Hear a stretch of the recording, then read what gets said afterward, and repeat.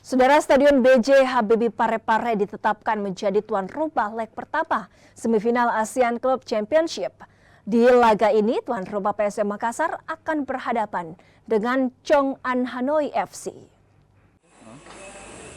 Laga leg pertama semifinal ASEAN Club Championship atau ACC 2024-2025 resmi ditetapkan.